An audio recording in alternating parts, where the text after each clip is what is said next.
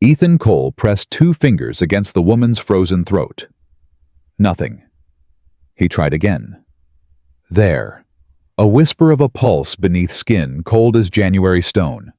Blood stained the snow around her. Someone had hurt her, left her to die. His daughter Lily's voice broke through the wind. "Papa, is she an angel?" Ethan lifted the stranger into his arms. Her weight reminded him of everything he'd lost, everything he was still afraid to find. "Don't know yet, sweetheart," he said, "but she ain't dying tonight." Before we begin, if you believe in second chances and stories that warm the heart, hit that subscribe button. Stay with us until the end. This journey gets deeper than you think. And drop a comment telling me what city you're watching from. I want to see how far this story travels. Now let's begin. The Wyoming wind cut like a skinning knife. Ethan Cole had been riding this road for 7 years, knew every rock, every bend, every place where the creek ran too fast to freeze. He knew when something didn't belong. The wagon sat crooked in the ditch, one wheel busted clean off. Canvas ripped to shreds. No horses, no supplies, no reason for anyone to still be here. Except someone was.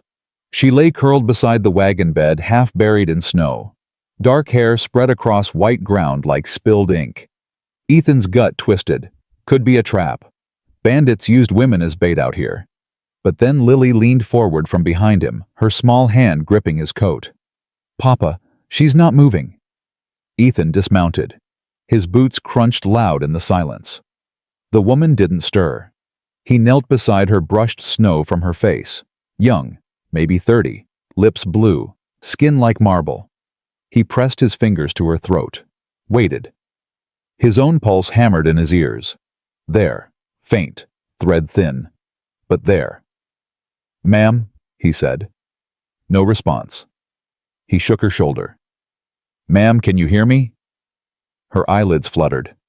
For a second her eyes opened green, wild, terrified. Then they rolled back. Ethan scooped her into his arms. She weighed nothing. Bones and cold and something else. Desperation. He'd carried that weight himself for 18 months. "Is she dead?" Lily whispered. "Not yet." He laid the woman across his saddle, climbed up behind her. Lily pressed against his back, silent now. Smart kid. Knew when Papa was worried. The ride back to the ranch took 40 minutes. Felt like hours. The woman didn't wake. Didn't move. Just lay limp against him. Her breath so shallow, he had to keep checking to make sure she was still breathing. The cabin appeared through the snow. Small. Sturdy. Home. Ethan had built it with his own hands 8 years ago. Rebecca had chosen where to put the windows, where to plant the garden, where to hang the porch swing. Rebecca was gone now. He carried the woman inside, laid her by the fire. Lily hovered close, clutching her rag doll. "Get blankets," Ethan said. "Every one we got." Lily ran to the chest. Ethan knelt beside the stranger, started rubbing her hands, trying to coax blood back into her fingers. They were pale. Too pale. Frostbite would take them if he wasn't careful. He worked fast, pulled off her wet boots, wrapped her feet in wool, piled blankets over her. The fire roared beside them, but she didn't seem to feel it. "Papa." Lily's voice was small. "What if she doesn't wake up?" "She'll wake up." "How do you know?" "Because I ain't letting her die in my house." Lily nodded. Believed him. Kids always believed their fathers, even when fathers were lying. An hour passed. Then 2. Ethan sat in his chair, carving a piece of wood. Some men drank when they were anxious. Ethan carved. His hands needed something to do, or they'd shake. Lily fell asleep on the rug, her doll tucked under her chin. The woman still hadn't moved. Then, just past midnight, she gasped. Ethan dropped the knife. The woman's eyes flew open, wild, panicked. She tried to sit up, couldn't. Her hands clawed at the blankets. "Easy," Ethan said, not moving from his chair. "You're safe." She turned her head toward him. Stared. Her chest heaved. "Where?" Her voice cracked. "Where am I?" "My ranch. Found you by the road." Her eyes darted around the room, took in the fireplace, the table, the sleeping child. Then she looked down at herself, saw the blankets, the wool socks, her wet clothes drying by the fire. Her hands flew to her throat, felt for something that wasn't there. Then she saw her wrists, rope burns, deep, angry, red.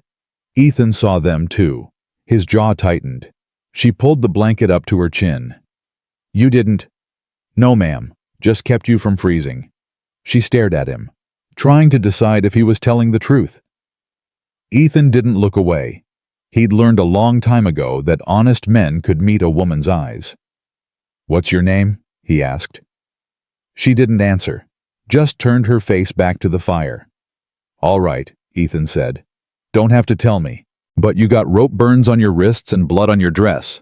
Someone hurt you. And if they come looking, I'd like to know what I'm dealing with." Still nothing.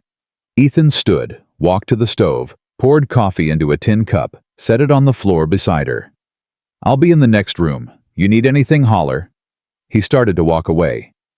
"Clara." He stopped, turned. The woman was looking at him now. Really looking. Her eyes were red, raw, like she'd been crying for days. "My name's Clara Bennett." Ethan nodded. "Ethan Cole. That's my daughter Lily." Clara's gaze shifted to the sleeping child. Something softened in her face. Something broken and tender all at once. "Thank you," she whispered, "for not leaving me out there."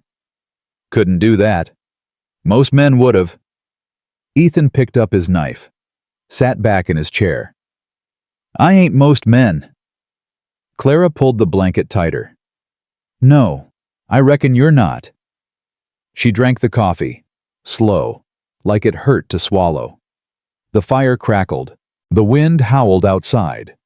And in that small cabin, two strangers sat in silence, both carrying weights too heavy to name. Morning came cold and bright. Ethan woke to Lily tugging his sleeve. "Papa, she's still here." He sat up. Clara was asleep by the fire, curled under the blankets. Her face was pale, but color had returned to her lips. "Course she's still here," Ethan said. "Where else would she go?" Lily chewed her lip. "I thought maybe she was a dream." "She's real." "Is she staying?" "Don't know yet." Lily nodded. Then she padded over to Clara and knelt beside her. Ethan tensed, ready to stop her if Clara woke up scared. But Lily just sat there, watching, like she was trying to memorize the stranger's face. Ethan started breakfast. Eggs from the henhouse, bacon from the smokehouse, bread from 2 days ago still soft enough. He cooked quiet, trying not to wake Clara. But the smell of food must have reached her because she stirred. Her eyes opened, focused. She saw Lily first. "Morning," Lily whispered. Clara blinked. "Morning." "Are you hungry?" "I—" Clara sat up slowly, winced. "Yes. Papa makes good eggs." Clara looked past Lily, found Ethan at the stove.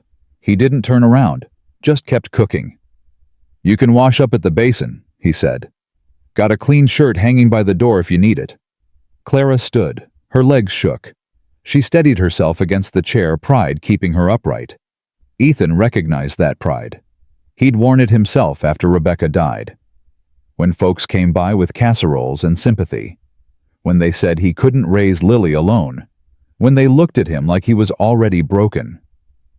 Clara washed her face, changed into his shirt. It hung past her knees.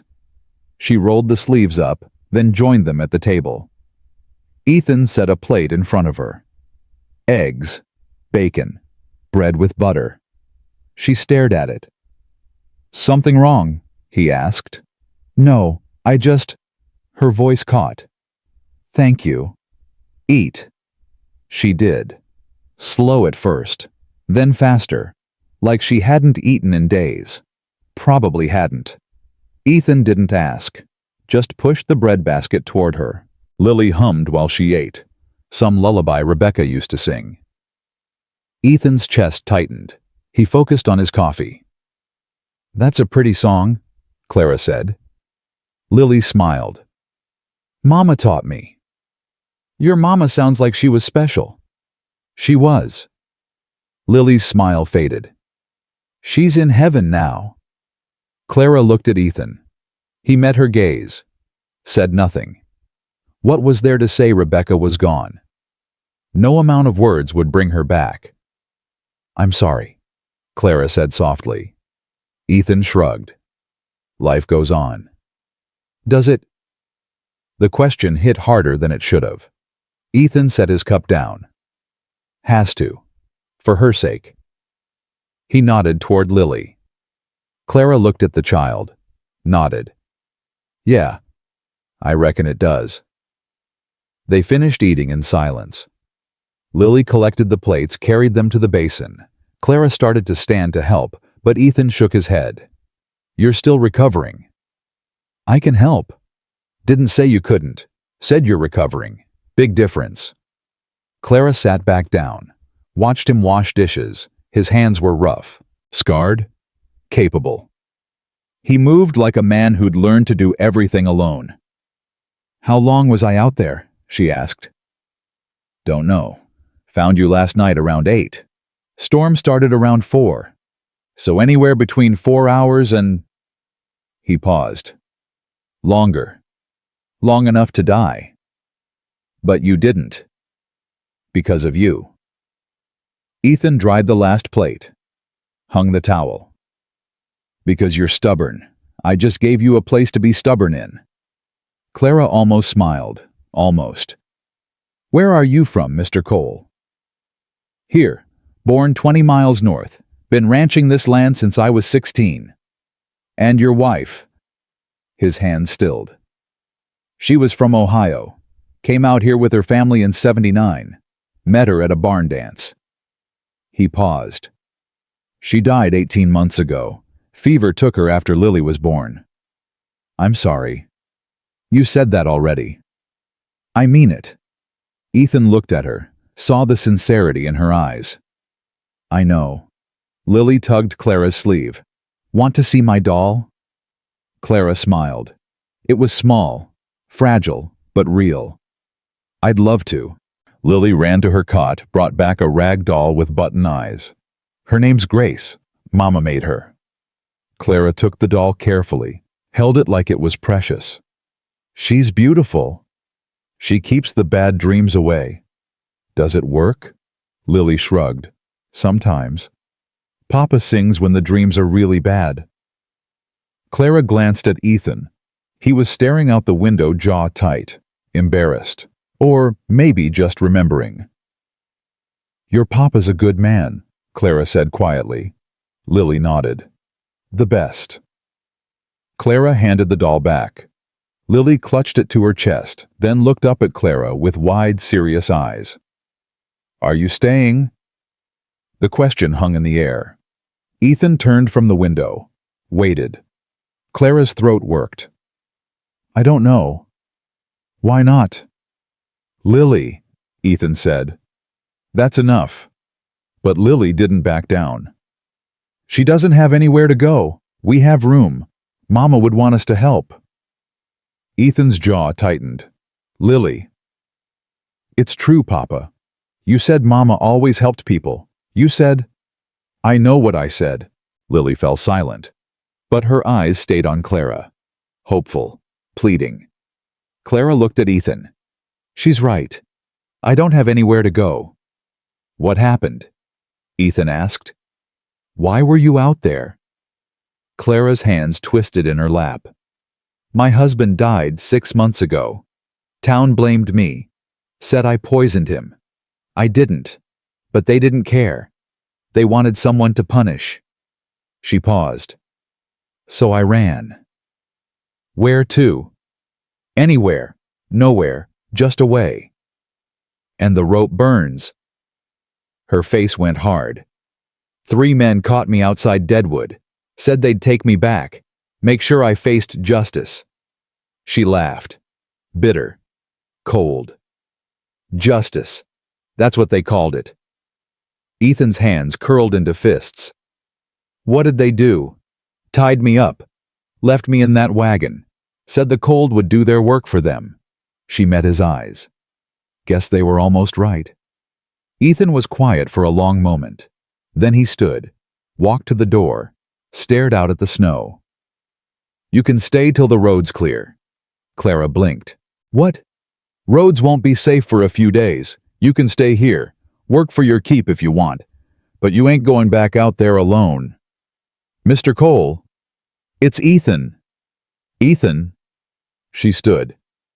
I appreciate the offer, but I can't ask you to. You didn't ask. I'm offering. Big difference. Why? He turned, looked at her, really looked.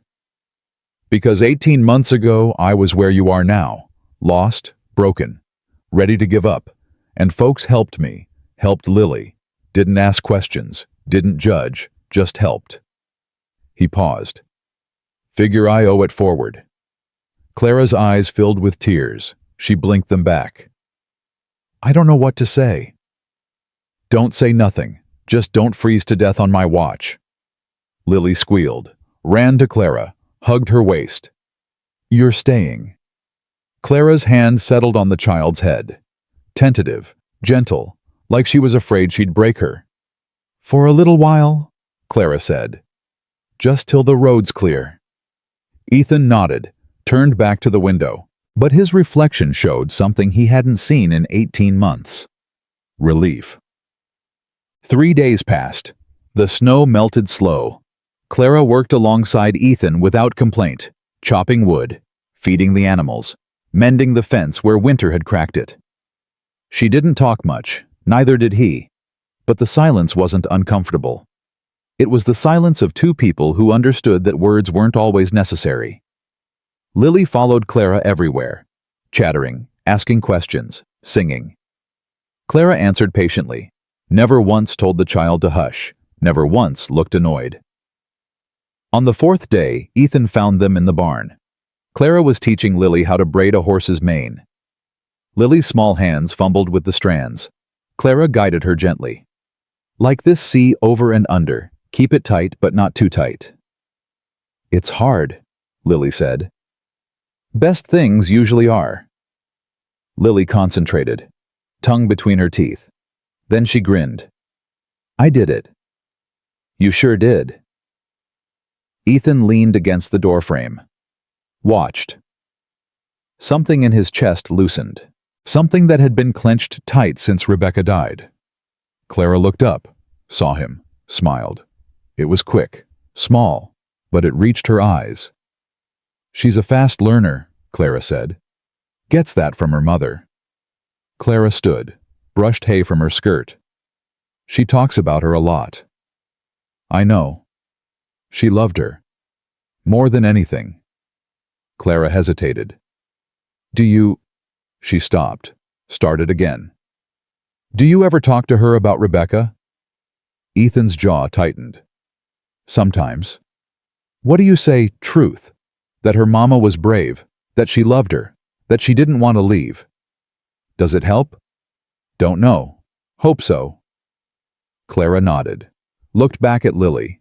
The child was humming again, that same lullaby.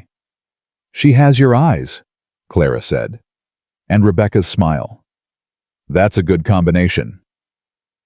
Ethan almost smiled. Almost. Yeah, it is. That night after Lily fell asleep, Ethan and Clara sat by the fire. He carved. She mended one of his shirts. The tear was clean, easy to fix, unlike most things. Can I ask you something? Clara said. Go ahead. Why'd you really let me stay? Ethan's knife stilled. Told you, You owe it forward, I know. But there's more, isn't there? He set the wood down, stared at the fire. Rebecca made me promise something before she died. What? That I'd find someone kind, someone who'd be good to Lily, someone who'd... He stopped, shook his head.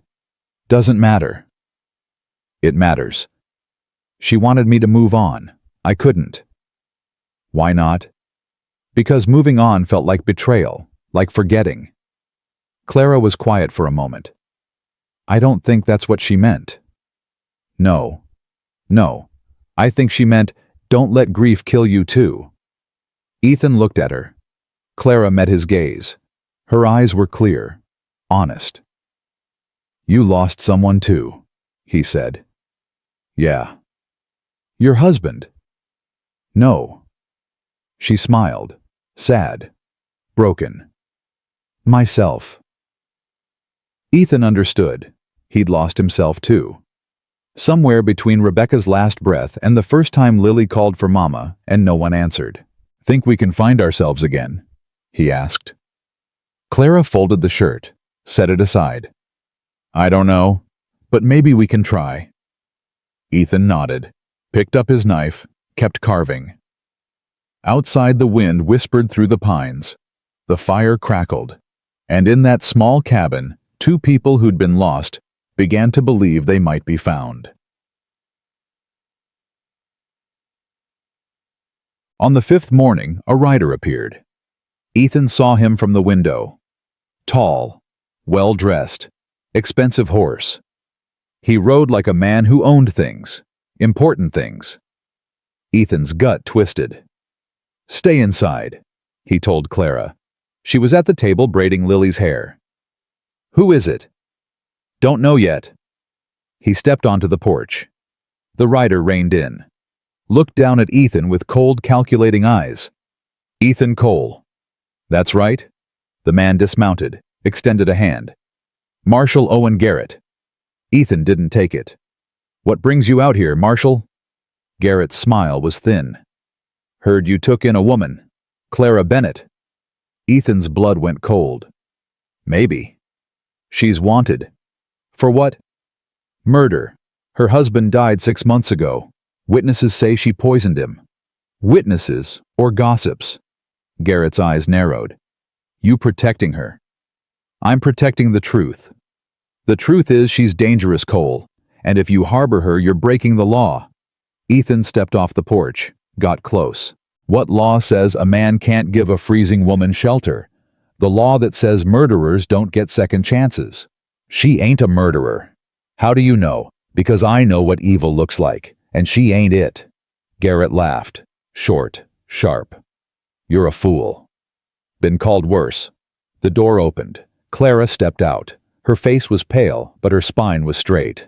It's all right, Ethan. I'll go. No. She looked at him. I won't let you lose everything because of me. I ain't losing nothing. The town can go to hell. Garrett stepped forward. Clara Bennett, you're under arrest. Ethan moved between them. She ain't going nowhere. Step aside, Cole. No. Garrett's hand went to his gun. Ethan didn't flinch. You gonna shoot me, Marshal, in front of my daughter? Lily stood in the doorway now, clutching her doll, eyes wide. Garrett hesitated, looked at the child, then back at Ethan. This isn't over. Reckon it ain't. Garrett mounted his horse. You've got 3 days, Cole. 3 days to turn her in. After that, I come back with the law. He rode off. Ethan watched until he disappeared over the ridge. Clara touched his arm. Why did you do that? Ethan looked at her, saw the fear in her eyes, the gratitude, the confusion. Because, he said quietly, some things are worth fighting for. She stared at him. Then she nodded, slow, understanding. Inside, Lily started crying. Clara went to her, held her. Whispered promises neither of them knew if they could keep. Ethan stayed on the porch, stared at the horizon. 3 days. He'd figure it out. He had to. That evening, Ethan stood at the window long after dark. Clara sat by the fire mending again. Her hands moved steady, but her mind was somewhere else. He could tell by the way she kept starting over. Same stitch, same spot. You don't have to stay, she said finally. I know. 3 days isn't much time. It's enough. She set the needle down. Ethan, I killed a man. He turned. Thought you said you didn't. I didn't poison him. but I'm still the reason he's dead. How do you figure? Clara's hands twisted in her lap. Thomas drank. Hard. Every night. I begged him to stop. Threatened to leave. He'd get mean when he drank. Real mean. She paused. One night he came home with a bottle. Moonshine from some still outside town. I told him not to drink it. Told him it'd kill him. He laughed. Said I didn't tell him what to do. And he drank it anyway. Died 2 hours later. Turns out the batch was poison. Killed 3 other men that same week. She looked up. But the town only blamed me. Said I gave it to him. Said I wanted his land. His money. Did you? No, I wanted him sober. I wanted him kind. I wanted... Her voice broke. I wanted what I thought I married. Ethan crossed the room. Sat in the chair across from her. That ain't murder. Tell that to Marshal Garrett. I will. He won't listen. Then I'll make him. Clara shook her head. You can't fight the law. Watch me. She almost smiled. You're stubborn. And you're still breathing, so I reckon stubborn works. Lily stirred on her cot, mumbled something in her sleep. Both of them looked at her. Clara's expression softened. She's lucky to have you, Clara said. She'd be luckier with a mother. Rebecca sounds like she was wonderful. She was. Ethan paused. But she's gone, and I can't bring her back, much as I want to. Do you want to bring her back? The question hit different than it should have. Ethan thought about it, really thought. No, he said finally. I want to let her rest. Clara nodded, picked up the mending again. That's brave. Don't feel brave. Never does. They sat in silence. The fire crackled. Outside, an owl called. Ethan carved another piece of wood. A horse this time, for Lily. She collected them, had 7 already. This would be 8. Can I ask you something? Clara said. You keep asking that. Force of habit. Ask. Why do you carve? Ethan looked at the half-finished horse. Keeps my hands busy. When Rebecca died, I couldn't sit still, couldn't sleep, couldn't think. So I carved, and I kept carving till the hurt wasn't so loud. Did it work? Sometimes. And when it doesn't, I carve more. Clara smiled, sad but genuine. I wish I had something like that. You do? What? Survival. She blinked. That's not a skill. It's the only one that matters. Clara looked at him. Really looked. Like she was seeing him for the first time. You're different than most men. Good different or bad different? Just different. Ethan went back to carving. But something had shifted. Something small and fragile. Like the first crack in ice before the thaw. Morning came with trouble. Ethan heard the horses before he saw them. 5 riders. Maybe 6. He grabbed his rifle, stepped onto the porch. Clara appeared behind him. What is it? Company, the kind that don't knock. Garrett? Don't know yet. Get Lily. Stay inside. Clara didn't argue. She disappeared back into the cabin. Ethan heard the bolt slide home. Good. She was smart. The riders crested the hill. 6 of them. Marshal Garrett in front. The others were townsmen. Ethan recognized 2. Shopkeepers. Men who smiled when you paid cash and scowled when you didn't. Garrett reined in 20 feet from the porch. Morning, Cole. Marshal. Thought about what I said. I did. And she stays. Garrett sighed, like Ethan was a child who didn't understand simple rules. Cole, I don't want trouble. Then ride out. Can't do that. Why not? Because Clara Bennett is a killer, and killers answer to the law. She ain't a killer. You got proof. You got proof she is. Garrett smiled. Witnesses. Gossips. Same thing in a court of law. Ethan stepped off the porch, kept the rifle low but ready. "She ain't going with you." One of the townsmen spoke up, thin man, nervous. "Cole, be reasonable. We don't want no bloodshed." "Then leave." "We can't. Town voted. She's got to face trial." "Town voted?" Ethan laughed, hard and cold. "When the town become judge and jury." Garrett dismounted. "Since murderers started hiding in decent folks' homes." "She ain't hiding. She's healing." "From what?" "From men like you." Garrett's jaw tightened. He stepped closer. Ethan didn't back up. "You're making a mistake, Cole." "My mistake to make.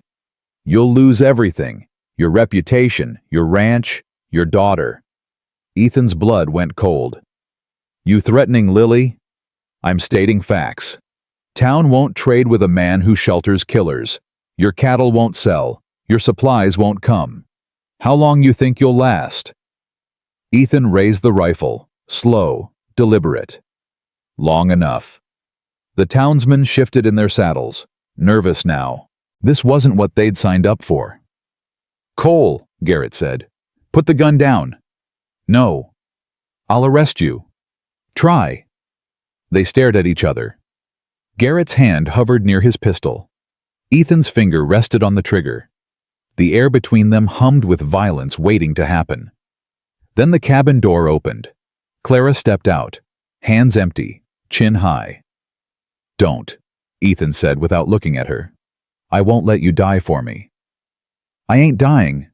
"Ethan, go back inside." "No." Garrett smiled. "Smart woman." "Shut your mouth," Ethan said. Clara walked past him, stood between him and the marshal. "I'll go. Just leave him alone." "Clara." She turned, met his eyes. "You've done enough." "I ain't done nothing yet." "Exactly, and I won't let you start." Garrett reached for Clara's arm. Ethan swung the rifle up. "Touch her, and it's the last thing you do." Garrett froze. "Cole, you're outnumbered." "Don't care. There's 6 of us.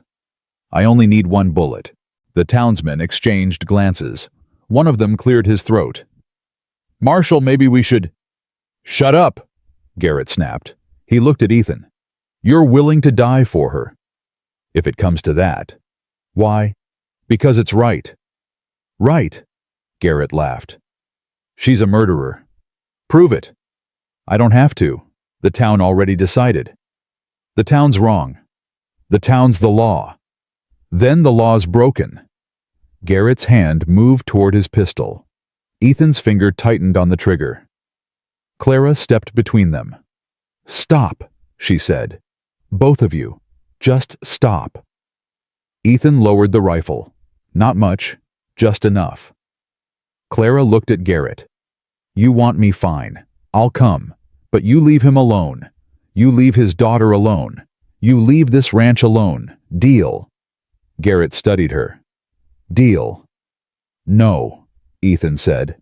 Clara turned. Put her hand on his chest. "Ethan, please. I can't let you do this." "You have to." "Why?" "Because Lily needs you, and you can't protect her if you're dead." Ethan's throat closed. She was right. He hated it, but she was right. Clara stepped back, held out her wrists. Garrett pulled out rope, started to tie her. "Don't bind her," Ethan said. "She's a prisoner." "She's a woman, and if you tie her, I'll kill you where you stand." Garrett hesitated, looked at Ethan's face, saw the promise there. He put the rope away. "Get on the horse," he told Clara. She walked to the spare mount, climbed up, didn't look back. Ethan watched her go, felt something tear inside his chest. The riders turned, started down the hill. Clara finally looked back. Her eyes found his, held. Then she mouthed 2 words. "Thank you." The riders disappeared over the ridge. Ethan stood there, rifle hanging loose in his hand. Empty. The cabin door creaked. Lily ran out, threw herself at his legs. "Papa, why'd they take her?" Ethan knelt, pulled his daughter close. "Because people are scared, and scared people do stupid things." Are we going to get her back? Yes. How? I don't know yet, but we will. Lily buried her face in his shoulder. I miss her already. Me too, sweetheart. Me too. They stood like that for a long time, father and daughter, holding each other against the cold. Ethan carried Lily inside, made her breakfast. She didn't eat much, just pushed eggs around her plate. He didn't blame her. His own stomach felt like lead. Papa. Yeah. What if they hurt her? They won't. How do you know? Because I won't let them. Lily looked up. Her eyes were Rebecca's eyes, brown and wide and trusting. Promise. Ethan's chest tightened. He'd made promises before. To Rebecca, to himself. He'd broken them all. But this one he'd keep or die trying. Promise, he said. Lily nodded, took a small bite of eggs. Ethan watched her, saw her mother in every movement, every expression. Rebecca would have known what to do. She always did. But Rebecca was gone, and he was here, alone, again. No, not alone. Not anymore. He had Clara now. Or he would, once he figured out how to get her back. Lily, pack a bag. She looked up. Why? We're going to town. Both of us. Both of us. What about the animals? They'll be fine for a day. Lily slid off her chair, ran to pack. Ethan stood, walked to the chest by the door, opened it. Inside was Rebecca's Bible, her mother's ring, and a letter, the last thing she'd written before she died.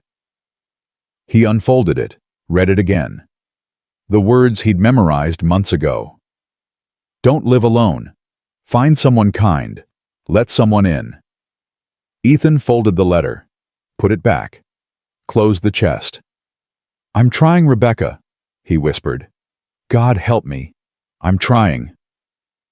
They rode into town an hour later. The streets were busy. Saturday, market day. Folks everywhere, buying, selling, gossiping. They stopped talking when Ethan rode past, stared, whispered. He ignored them, kept riding. Lily sat in front of him quiet, watching everything. The jail sat at the end of Main Street. Small building, stone, one window with bars. Ethan tied his horse out front, lifted Lily down. Stay close, he said. I will. They walked inside. The deputy sat at a desk reading a newspaper.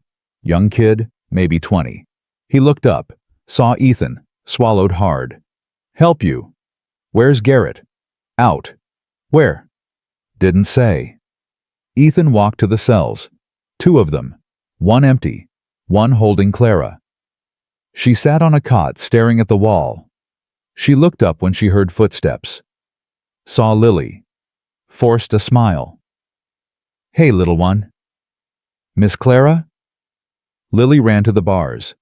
Clara came to meet her, reached through, touched the child's hair. You shouldn't be here, Clara said to Ethan. Where else would I be? Home. Safe. Ain't safe without you.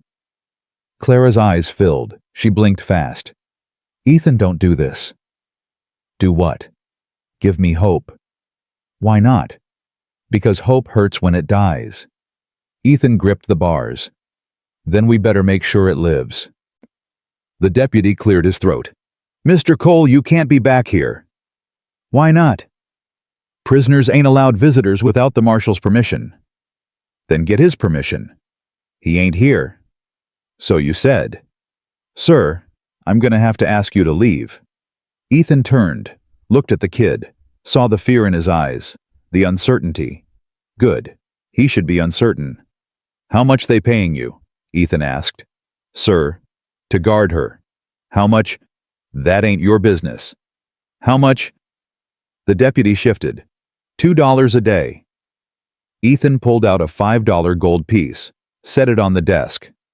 Let me talk to her. 5 minutes. The kid stared at the coin. I could lose my job. Or make 3 days' pay in 5 minutes. The deputy looked at Clara, at Lily, at the gold piece.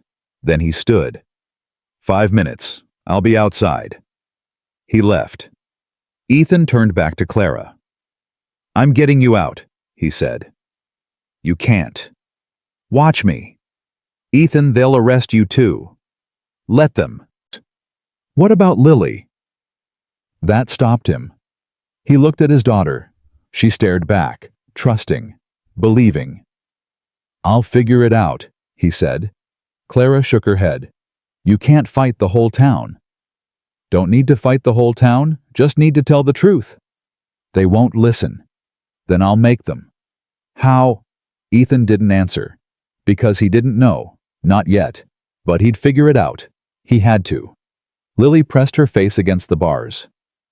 Don't be scared, Miss Clara. Papa always wins. Clara touched the child's cheek. Your papa's very brave.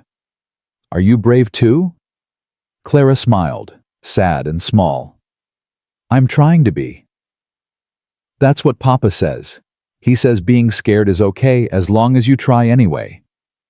Your papa's a smart man. Lily nodded, serious. The smartest. Ethan's throat tightened. He looked at Clara. She looked back. Something passed between them. Something unspoken, but understood. I won't let them hurt you, Ethan said. I know. I mean it. I know. The door opened. The deputy stepped back in. Time's up. Ethan didn't move. 1 more minute, sir. 1 more minute. The deputy hesitated, then nodded, stepped back outside. Ethan leaned close to the bars. Clara, listen to me. Whatever happens, don't give up. You hear me? Don't give up. Ethan, promise me. She stared at him, then nodded. I promise. Good. Lily hugged the bars. We'll come back tomorrow.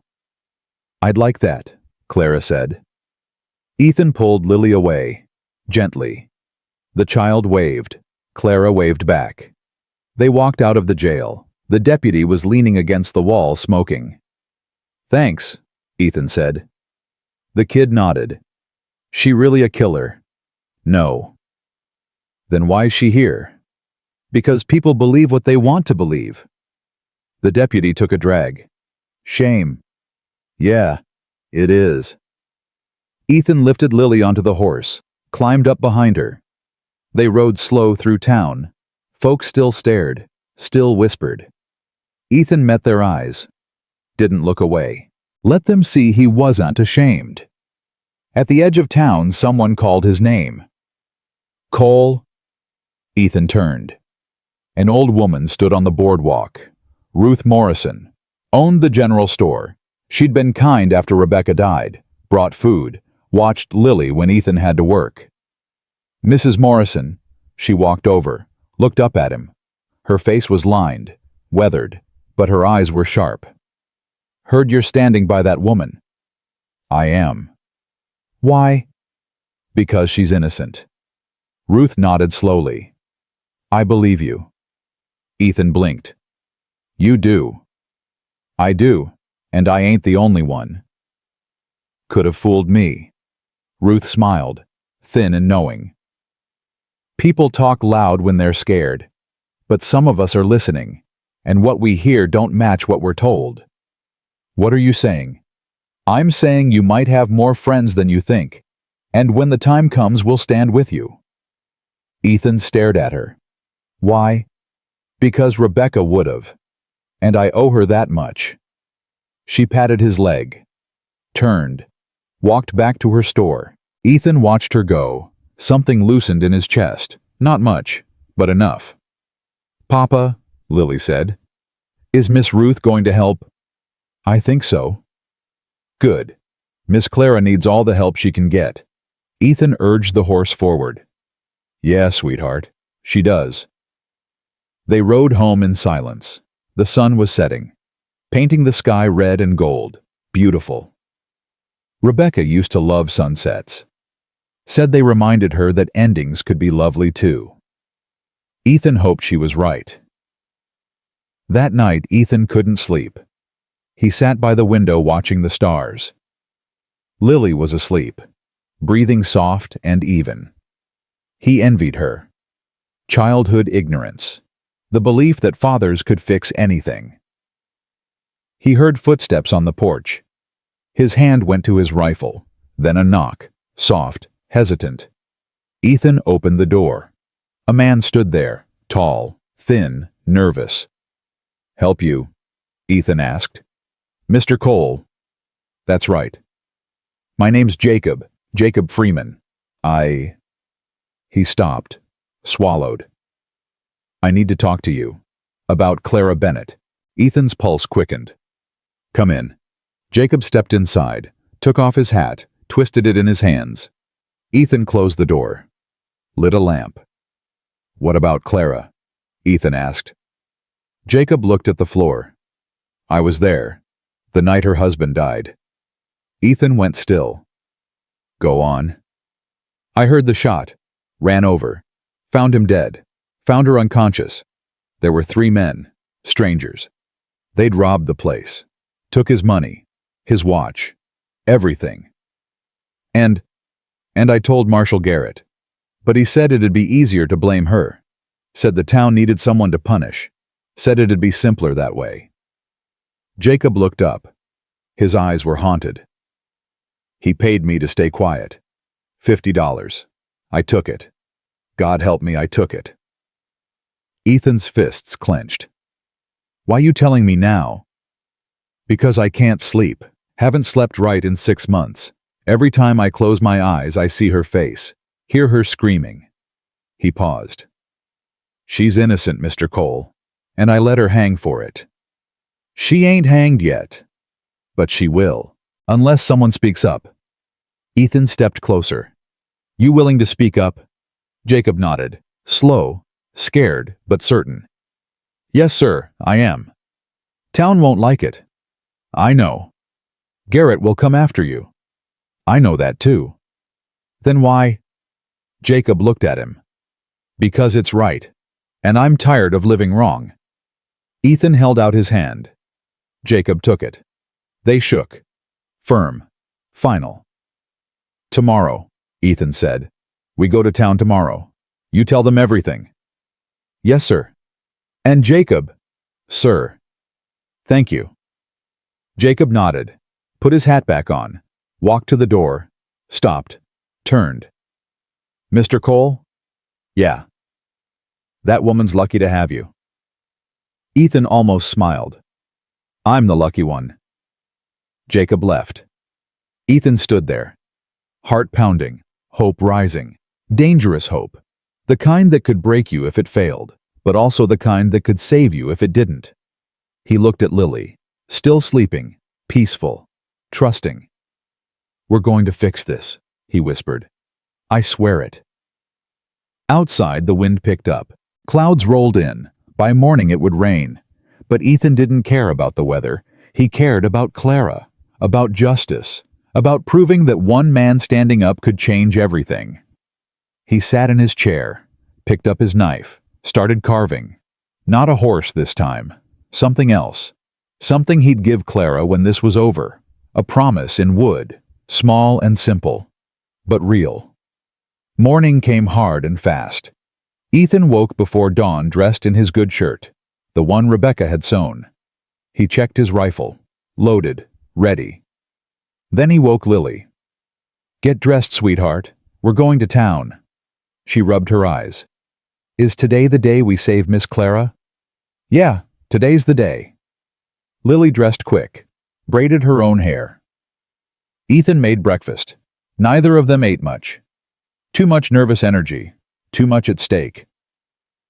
Jacob arrived at sunrise. He looked worse than last night, hadn't slept.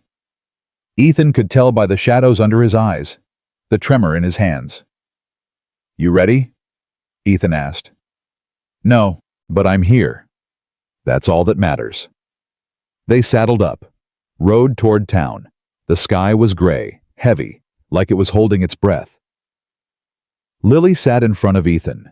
She kept twisting to look back at Jacob. "Are you scared?" she asked him. Jacob tried to smile. A little. Papa says being scared means you're about to do something brave. Your papa's right. He usually is. Ethan's chest tightened. He hoped Lily was right. Hoped he wasn't leading them all into disaster. They reached town by 8. Streets were full. Saturday market in full swing. Folks saw them coming. Stopped what they were doing. Stared. Ethan rode straight to the jail. Dismounted. Lifted Lily down. Jacob stayed mounted, looking pale. "You coming?" Ethan asked. Jacob swallowed. "What if they don't believe me? Then we make them." "How?" "Truth's got a way of being heard, even when folks don't want to listen." Jacob dismounted, slow, like a man walking to his own hanging. They went inside together. The deputy jumped up from his chair. "Mr. Cole, you can't." "Where's Garrett?" "He's..." "Where?" "At the saloon." "But sir..." Ethan turned to Jacob. "Stay here. Watch Lily." "Ethan?" Jacob started. "Stay here." Ethan walked out, crossed the street. The saloon doors swung open. He stepped inside. The place went quiet. A dozen men, all of them staring. Garrett sat at a corner table, playing cards, a bottle of whiskey beside him. He looked up, smiled. "Cole, come to turn yourself in. Come to make you tell the truth." Garrett laughed, set his cards down. "What truth would that be?" "That Clara didn't kill her husband, that you've been lying, that you paid Jacob Freeman to keep quiet." The room went dead silent. Garrett's smile faded. "You got proof?" "I got Jacob. He's ready to talk." "Jacob's a drunk. Nobody'll believe him." "We'll see." Garrett stood. His hand hovered near his gun. "Cole, you're making a big mistake." "Not the first. Won't be the last. I could arrest you right now." "For what?" "Telling the truth." "For interfering with the law. The law is supposed to protect innocent people, not punish them." Garrett stepped closer. "She ain't innocent." "Prove it." "I don't have to." "Yeah, you do." They stood face to face. The other men in the saloon shifted, uncomfortable, watching, waiting to see who'd break first. Then someone spoke up. Old man in the corner. Ethan didn't know his name. "Let him talk." Garrett turned. "What?" "Let the man talk. If he's got proof, we should hear it." Another voice, a woman this time, standing in the doorway. "I want to hear it too." Then another, and another. The crowd was growing, spilling out into the street. Garrett's jaw clenched. "Fine, let him talk. Won't change nothing." Ethan walked back outside. The crowd followed. Must have been 50 people now, maybe more. Word traveled fast in small towns. Jacob stood on the jail steps, Lily beside him. He looked terrified. "Go on," Ethan said quietly. "Tell them." Jacob's voice shook. I was there, the night Thomas Bennett died." The crowd murmured. "I heard a shot, ran over, found him dead, found Clara unconscious. There were 3 men, strangers. They'd robbed the place." "Lies," someone shouted. "Let him finish," Ruth Morrison said. She pushed through the crowd, stood beside Jacob. "Go on, son." Jacob took a breath. "Marshal Garrett told me not to say nothing. Said it'd be easier to blame Clara. Said the town needed someone to punish. He paid me $50 to keep quiet." The crowd erupted. Angry voices. Disbelief. Garrett stepped forward. "He's lying." "Am I?" Jacob reached into his pocket. Pulled out a receipt. "This is the $50, dated the day after Thomas died. Signed by you." Garrett's face went white. Ruth took the receipt, studied it, passed it to the man beside her. It made its way through the crowd. Each person reading it, seeing the truth. "You bastard," someone said. Garrett backed up. "It ain't what you think." "Then what is it?" Ruth demanded. I was protecting the town." "From what, an innocent woman?" "She wasn't innocent." Then where's your proof? Ethan said. Where's your witnesses? Where's your evidence? Garrett had nothing. His hand went to his gun. Ethan's went to his. Don't, Ethan said. You ruined me. You ruined yourself. Garrett's hand twitched. The crowd scattered. Women grabbed children. Men dove for cover. Ethan stood his ground. Then a voice cut through the tension. Marshal Garrett. Everyone turned. The deputy stood in the jail doorway, young, scared, but holding a rifle. Don't do it, sir, please. Garrett looked at the kid, at Ethan, at the crowd. His hand fell away from his gun. This ain't over, he said. Yeah, Ethan said. It is. Garrett turned, walked to his horse, mounted, rode out of town. Nobody stopped him. Nobody followed. They just watched him go. Ruth turned to Ethan. Get Clara. Ethan ran into the jail. The deputy was already unlocking the cell. Clara stood there, confused, hopeful. What's happening? You're free. What? Jacob told them. The truth. All of it. Ethan grabbed her hand. Come on. They walked outside together. The crowd erupted in cheers. Some of them anyway. Others just stared. Still suspicious. Still uncertain. But Ruth stepped forward, took Clara's hands. I'm sorry, she said. We should have believed you. Clara's eyes filled. It's okay. No, it ain't. But we'll make it right. Other women stepped forward, apologizing, offering help. Clara nodded, accepted their words. But she kept looking at Ethan. He pulled her aside, away from the crowd. You all right? He asked. I don't know. She laughed, broken, relieved. I can't believe it's over. It's over. Because of you. Because of Jacob and Ruth and folks who gave a damn about the truth. Clara shook her head. No, because of you. You didn't give up. Couldn't. Why not? Ethan looked at her. Really looked.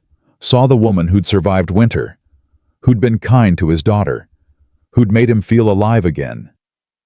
Because, he said quietly, I love you. Clara's breath caught. What? I love you. And I ain't letting you go. Not now. Not ever. Tears streamed down her face. Ethan, you don't have to say it back. I just needed you to know. She grabbed his face. Kissed him. Hard. Desperate. The crowd whistled. Cheered. Lily ran up, hugged them both. Does this mean Miss Clara's staying forever? She asked. Ethan looked at Clara. She nodded, smiling through tears. Yeah, sweetheart. Forever. They rode back to the ranch that afternoon. All three of them. Lily chattered the whole way, talking about plans, about what Clara would sleep, what they'd cook for dinner, what games they'd play. Clara and Ethan just listened. Let the child's joy wash over them. It felt good, normal, like they were already a family. But when they reached the ranch, something was wrong. The door was open. Ethan had locked it. He knew he had. Stay here, he told Clara and Lily. He dismounted, drew his pistol, approached slow, listened, heard nothing. He stepped inside. The place was destroyed. Furniture overturned. Dishes smashed. Rebecca's Bible torn apart. Her ring gone. Ethan's blood turned to ice. On the table was a note, written in crude letters. You took everything from me. Now I take everything from you. It was unsigned, but Ethan knew who wrote it. Garrett. Clara came in behind him, gasped. Oh, Ethan! He stared at the destruction, at Rebecca's torn Bible, at everything he'd built being ripped apart. Then he felt Clara's hand on his back. We'll fix it, she said. How? Together. He turned, looked at her, saw the determination in her eyes, the strength, the love. Together, he repeated. Lily appeared in the doorway, saw the mess, started crying. Clara scooped her up, held her tight. It's okay, baby. We're going to make it beautiful again. Promise? Promise. They spent the rest of the day cleaning, picking up pieces, salvaging what they could. It was slow work, painful, but they did it together. By evening, the cabin looked better, not perfect, but livable. Ethan found Rebecca's Bible pages scattered across the floor. He gathered them carefully, tried to put them back in order. Clara knelt beside him, helped. "We can rebind it," she said. "I don't know how." "I do. My mother taught me." Ethan looked at her. "Thank you." "For what?" "For being here. For helping. For—" He stopped. "For everything." Clara leaned her head against his shoulder. "Where else would I be?" They sat like that for a while, holding Rebecca's Bible, building something new from something broken. Lily came over, sat between them. "Are we going to be okay, Papa?" Ethan wrapped his arm around her. "Yeah, sweetheart. We're going to be just fine." That night, after Lily fell asleep, Ethan and Clara sat by the fire. Neither of them spoke. Too tired, too overwhelmed. Then Clara said, "Do you think he'll come back?" Garrett: "Yeah. Maybe. What'll we do if he does?" "Same thing we did today. Stand up, tell the truth. Fight if we have to." Clara nodded. "I'm scared." "Me too. But I'm not leaving. I know. Even if it gets worse. I know." She looked at him. "Why do you trust me so much?" "Because I see you. Not what the town says. Not what Garrett wants them to believe. I see you." Clara's eyes filled. "Nobody's ever seen me before." "Well, I do." She kissed him. Soft this time. Gentle. A promise instead of a goodbye. When they pulled apart, Ethan said, "Marry me." Clara laughed. "What?" "Marry me. Tomorrow. Next week. Whenever you're ready. Just marry me." "Ethan, that's crazy." "I know, but I don't care. Life's too short to wait." Clara stared at him. Then she smiled. "Yes. Yes. Yes, I'll marry you." Ethan grinned, pulled her close, held her like he'd never let go. Outside, the wind whispered, the stars burned, and somewhere in the darkness, Garrett watched. He stood on the ridge, looking down at the cabin, at the smoke rising from the chimney, at the light in the window. He'd lost everything: his job, his reputation, his power, all because of them. He reached into his saddlebag, pulled out a bottle, took a long drink. The whiskey burned. He liked the burn. It matched the rage in his gut. "Enjoy it while you can, Cole," he muttered, "because I ain't done with you yet." He mounted his horse, rode into the darkness, planning, scheming, waiting for the right moment to strike. Back at the cabin, Ethan felt a chill, looked toward the window, saw nothing, but the hair on his neck stood up. "What is it?" Clara asked. "Nothing. Just—" He shook his head. "Nothing." But it wasn't nothing. He knew it, felt it. Trouble was coming, the kind that didn't knock before entering. He pulled Clara closer, kissed the top of her head. "Whatever happens," he said, "we face it together." "Together," she agreed. They sat like that until the fire died, until the cold crept in, until they finally went to bed, exhausted, hopeful, terrified. And neither of them slept well that night. The next morning, Ethan woke to pounding on the door. He grabbed his gun, opened it. Ruth Morrison stood there, out of breath. "They're coming," she said. "Who?" "The town council, and they ain't happy." Ethan's stomach dropped. "What do they want?" "You. They say you got no right to marry Clara. Say she's still got a trial coming.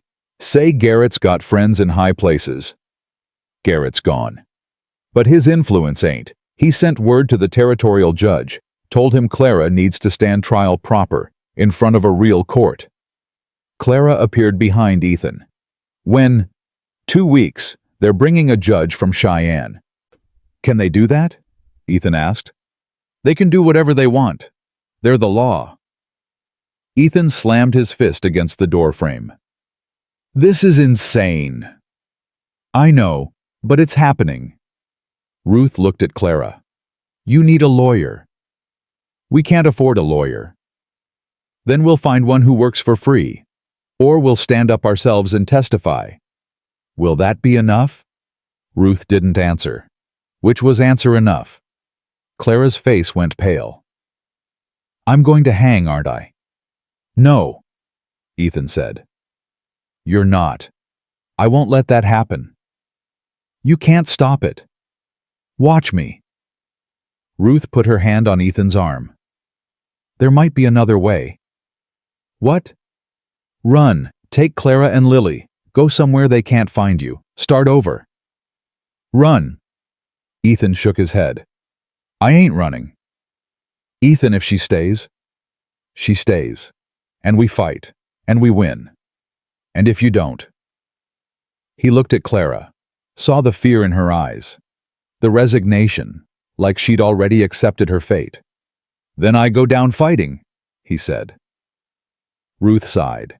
You're a stubborn man, Ethan Cole. Yeah, I am. She left. Ethan closed the door, turned to Clara. We're going to be okay, he said. You don't know that. I do. How? Because I won't let anything happen to you, not while I'm breathing. Clara walked to him, wrapped her arms around him, held tight. I'm sorry, she whispered. For what? For bringing all this trouble into your life. You didn't bring trouble. You brought light. She pulled back, looked at him. You really believe that? With everything I got. She kissed him, long and deep, like she was memorizing the taste of him, the feel of him. When they broke apart, Lily was standing there, watching. Are we in trouble again? She asked. Ethan knelt, pulled her close. Yeah, sweetheart, we are. What are we going to do? Fight. How? I don't know yet, but we'll figure it out. Lily nodded. Then she held out her doll. Grace wants to help. Ethan smiled. Tell Grace we appreciate it. She says we need a plan. Grace is smart.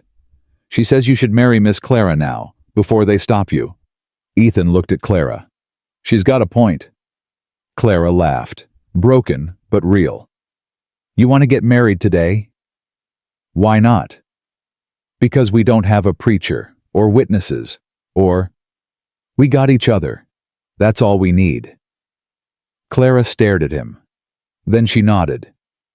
Okay, let's do it. They rode back to town that afternoon, went straight to the church. The preacher was an old man, kind eyes, gentle voice. We want to get married, Ethan said. The preacher looked surprised. Today, right now. But don't you need witnesses, a license? We got witnesses. Ethan turned. Ruth was there, and Jacob, and a handful of others who'd stood by them. And we'll get the license after, but we need to do this now. The preacher studied them, saw the desperation, the love, the urgency. All right, he said. Let's begin. They stood before the altar, Ethan in his work clothes, Clara in her torn dress, Lily between them, holding Grace. The preacher spoke the words, old words, sacred words, words that bound people together for better or worse. Do you, Ethan Cole, take this woman to be your lawfully wedded wife? I do. And do you, Clara Bennett, take this man to be your lawfully wedded husband? Clara's voice shook. I do. Then by the power vested in me, I now pronounce you husband and wife. You may kiss the bride. Ethan kissed her, soft, tender, a promise sealed. The small crowd cheered, Ruth cried. Jacob smiled. And for one moment, everything was perfect. They walked out of the church together, hand in hand, Lily skipping ahead. The sun was setting, painting everything gold. "We did it," Clara said. "Yeah, we did." "What now?" "Now we go home, and we wait. For the trial. For whatever comes next." Clara stopped, turned to him. "Ethan, what if—" "Don't." "What if they take me away?" "They won't. But if they do, then I'll find you. Wherever they take you, whatever it takes, I'll find you." She touched his face. "You promise?" "I promise." They kissed again, long and slow, like they were storing up enough love to last a lifetime. Lily tugged their hands. "Come on, let's go home." They walked to their horses, mounted up, rode toward the ranch. But as they crested the ridge, they saw smoke. Black smoke, thick and angry, rising from where their cabin should be. Ethan spurred his horse, raced down the hill, Clara and Lily right behind him. The cabin was on fire, flames shooting through the roof. The barn was burning too, animals screaming, running wild. Ethan jumped off his horse, started toward the cabin. Clara grabbed him. "It's too late. My things, Rebecca's things. They're just things, Ethan." He stared at the flames, watched everything he'd built turn to ash, his home, his memories, his past. Then he looked at Clara, at Lily, at his future. "You're right," he said. "They're just things." They stood there, watching it burn, holding each other. The heat was intense, the smoke choking. Then Ethan saw something, a figure on horseback, on the ridge where they'd just been, watching. Garrett. Ethan's blood boiled. He started toward his horse. Clara stopped him. "Don't. He did this." "I know, but if you go after him, he wins." "How?" "Because he wants you dead, and if you ride up there angry, he'll get his wish." Ethan's hands shook. Every muscle in his body screamed to chase Garrett down, to make him pay. But Clara was right. Garrett wanted a fight, and Ethan couldn't give him one. Not with Lily here, not with everything at stake. He turned away from the ridge, looked at the burning cabin. "What do we do now?" he asked. Clara pulled him close. "We survive, like we always do." Lily hugged his leg. "We can rebuild Papa, right?" Ethan looked down at his daughter, saw Rebecca in her eyes, saw hope and faith and love. "Yeah, sweetheart," he said. "We can rebuild." They watched the cabin burn until there was nothing left but embers. Then they rode to Ruth's house. She took them in. No questions, no judgment, just kindness. That night, Ethan sat on Ruth's porch, staring at the stars. Clara came out, sat beside him. 2 weeks, she said. 2 weeks. What if we lose? We won't. You keep saying that. Because I keep believing it. Clara leaned her head on his shoulder. I love you, Ethan Cole. I love you too. They sat in silence. The night was cold, the stars were bright, and somewhere out there Garrett was planning his next move. But so was Ethan, and this time he wouldn't be caught off guard. This time he'd be ready. 2 weeks felt like 2 days. Ethan spent every waking hour preparing, talking to Jacob, going over his testimony, making sure every detail was clear. Every word was right. Clara helped Ruth in the store, keeping busy, keeping her mind off what was coming. But at night, Ethan could hear her crying. Soft, trying not to wake Lily. He'd hold her then, say nothing, just hold her. On the 13th day a man arrived, tall, well-dressed, carried a leather satchel. I'm looking for Ethan Cole, he said. Ethan stepped forward. That's me. The man extended his hand. Thomas Whitmore, attorney from Denver. Ruth Morrison sent word. Asked me to help. Ethan's chest tightened. We can't afford... I don't want your money. I want justice. Whitmore looked at Clara. "Mrs. Cole, I presume?" Clara nodded. "Yes, sir." "Tell me everything." They sat at Ruth's kitchen table. Clara told her story, every detail, every moment. Whitmore took notes, asked questions. His face gave nothing away. When she finished, he set down his pen. "You've been through hell," he said. "Yes, sir." "But we can win this." Clara blinked. "Really?" "If Jacob testifies. If we can prove Garrett's corruption. If the judge is fair." "Yeah," he paused. "Those are big ifs." "But it's possible," Ethan asked. "It's possible." That night, Ethan found Clara sitting outside, staring at nothing. "You all right?" he asked. "No." He sat beside her, took her hand. "Talk to me." "What if we lose tomorrow?" "We won't." "But what if we do? What if they hang me? What if Lily has to watch? What if—" "Stop." Ethan turned her face toward him. "Look at me. We're not losing. You hear me? We're not. You can't promise that." "I just did." Clara's eyes filled. "I'm so scared." "Me too." "But you don't show it." "Because I can't. If I fall apart, everyone else does too." She leaned against him. "I don't deserve you." "Yeah, you do." They sat like that until the stars came out. Until the cold drove them inside. Until they had to face tomorrow. The courthouse was packed, every seat filled, people standing in the back, spilling out into the street. Everyone wanted to see the trial. The spectacle. The show. Ethan sat in the front row, Lily on his lap, Ruth beside him. Clara sat at the defendant's table, Whitmore on her right. She looked small, fragile, terrified. The judge entered, old, gray beard, sharp eyes. Everyone stood. "Be seated," the judge said. His voice was gravelly, worn. "Let's get on with it." The prosecutor stood.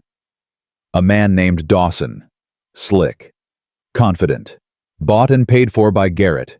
Everyone knew it. "Your Honor, the territory calls this case against Clara Cole, formerly Bennett, for the murder of Thomas Bennett. We have witnesses. We have evidence. We have justice on our side." Whitmore stood. "Your Honor, we have the truth." The judge looked between them. "Then let's hear it. Prosecutor, call your first witness." Dawson smiled. "The territory calls Marshal Owen Garrett." The courtroom erupted. Ethan shot to his feet. "He ain't a marshal anymore." The judge banged his gavel.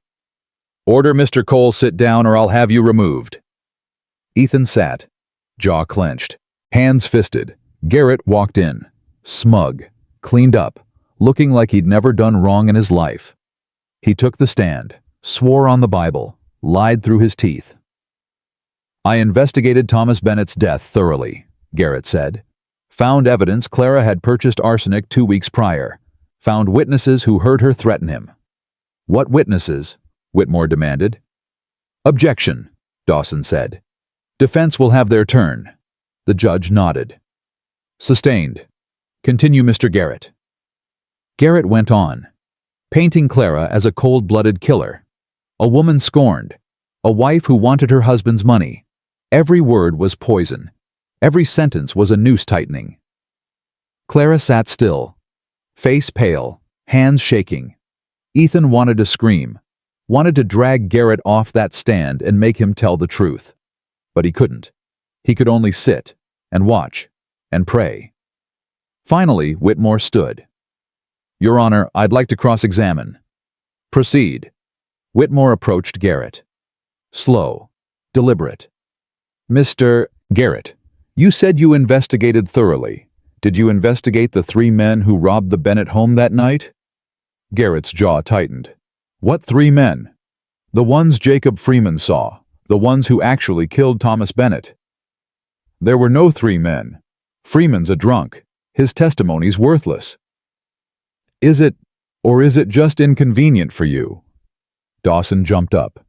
Objection argumentative.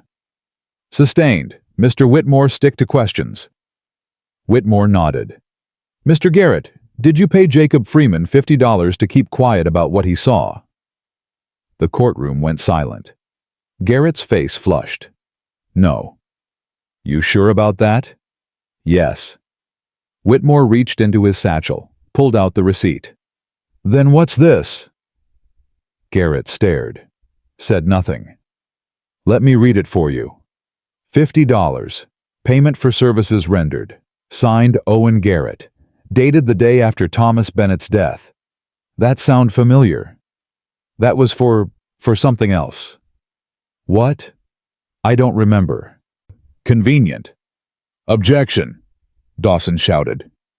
Withdrawn. Whitmore turned to the judge. No further questions, Your Honor. Garrett stepped down. Wouldn't meet anyone's eyes. The courtroom buzzed.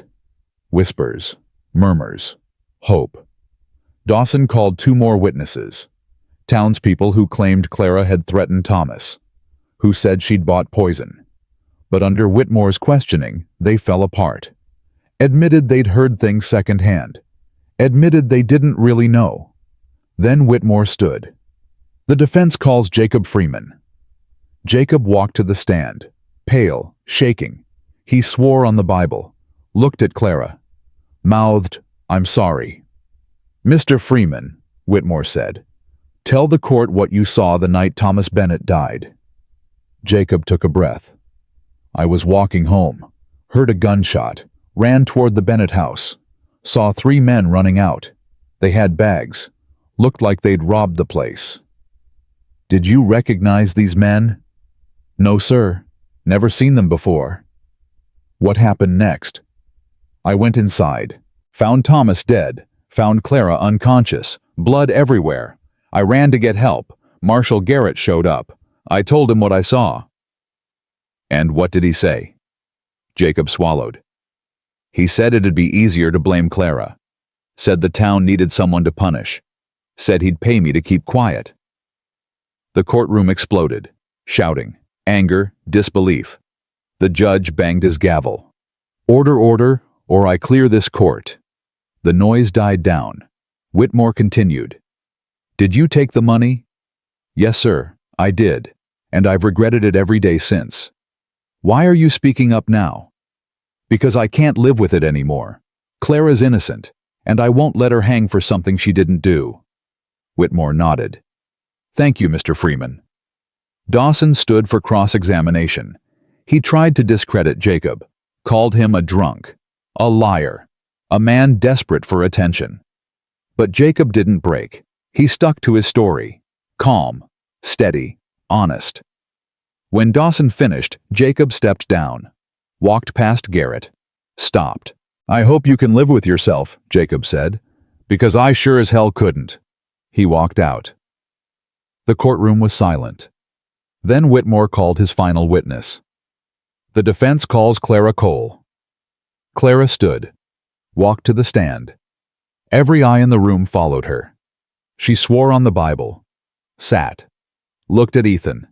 He nodded, tried to look confident. Mrs. Cole, Whitmore said gently, tell the court about your marriage to Thomas Bennett.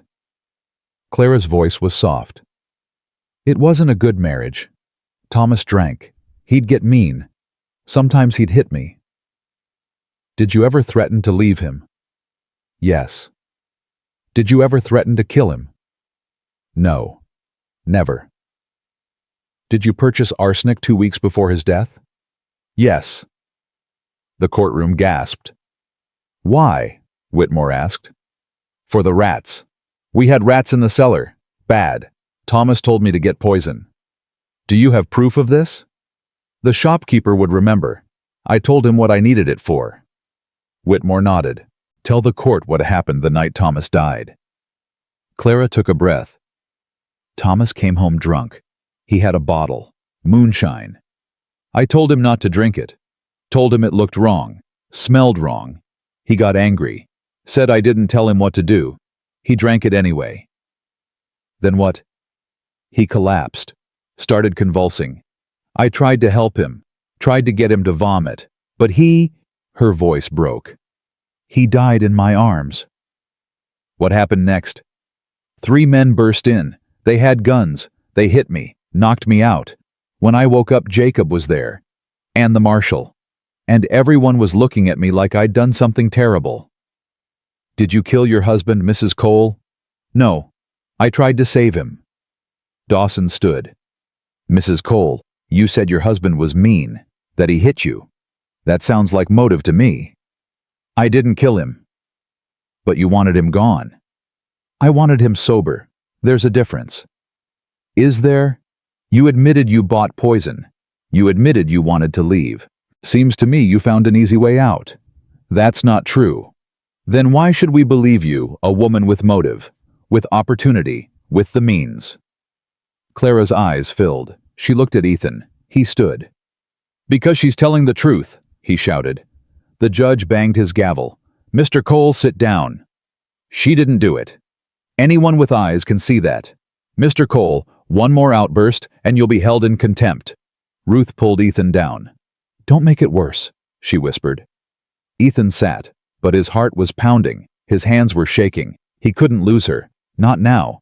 Not like this. Whitmore stepped forward. Your Honor, I'd like to redirect. Make it quick. Mrs. Cole, do you love your new husband? Yes, more than anything. Do you love his daughter? Like she's my own. And if you'd killed Thomas Bennett, would you have any of this? This family? This life? This chance? Clara's tears fell. No. Exactly.